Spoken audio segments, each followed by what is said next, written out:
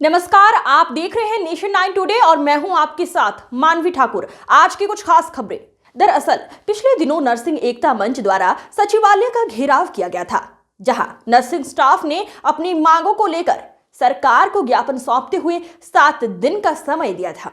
लेकिन एक सप्ताह बीत जाने के बाद भी सरकार की ओर से कोई ठोस निर्णय सामने नहीं आया है, जिससे नर्सिंग स्टाफ में नाराजगी बढ़ गई है।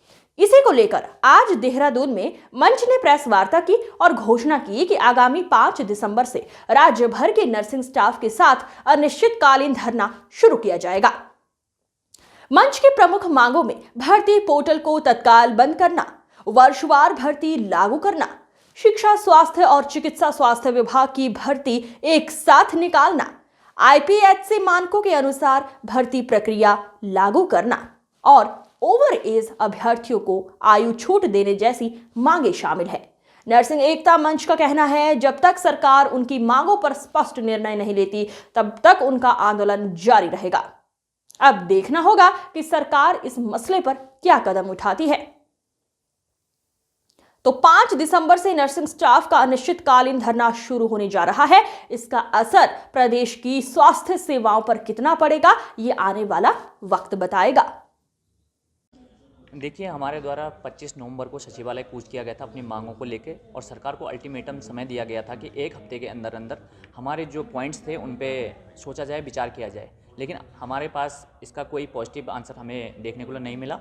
और उसी संबंध में नर्सिंग एकता मंच उत्तराखंड द्वारा संपूर्ण जिलों से 5 तारीख से धरने का ऐलान किया गया है, और परेड ग्राउंड से हम 5 तारीख से अपना धरने का शुरुआत करेंगे अनिश्चितकाल के लिए। इसी संबंध में आज हमारी प्रेस वार्ता थी, जिसमें हमारे द्वारा सबसे जो मुख्य बिंदु हैं उन पे अगर मैं प्रभाव डालना चाहूँ तो जो हमारा नोटिफिकेशन जारी हो रखा है, सबसे पहले उसे तुरंत प्रभाव से उसे स्टॉप किया जाए। साथ ही साथ जो हमारे आईपीएचएस मानक की हम बात कर रहे हैं, इंडियन पब्लिक हेल्थ स्टैंडर्ड के मानकों के अनुरूप हम बात कर रहे हैं कि 2500 प्लस जो हमारी पोस्टें रिक्त हैं इस समय स्वास्थ्य सेवाओं में, वो हमारे को वर्षवार तहत दी जाए। सबसे बड़े हमारे ये 2 पॉइंट हैं। साथ ही साथ हमारा है कि इसमें जो हमारे उत्तराखंड राज्य के लोग हैं उनको अधिकतर प्राथमिकता दी जाए, और वन टाइम सेटलमेंट के तहत जिन लोगों का पहले इस भर्ती में चयन हो चुका है उसको इन भर्तियों से दूर रखा जाए। साथ ही साथ ओवर एज वाले लोगों को छूट दी जाए। ये हमारी मांगों को लेके पहले भी हम सचिवालय में कूच कर चुके हैं 25 तारीख को।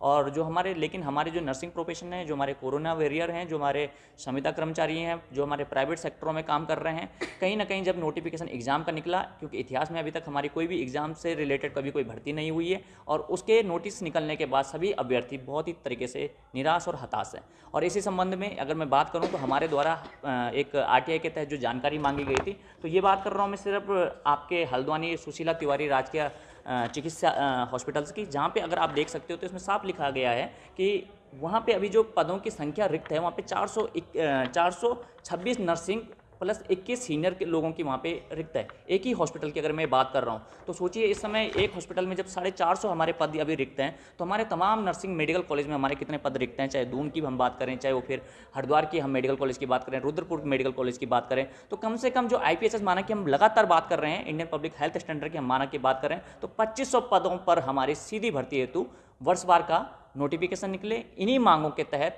मुख्य मांगों के तहत 5 दिसंबर से अनिश्चितकाल के लिए हमारे नर्सिंग एकता मंच बैनर तले धरने का आह्वान किया जाता है।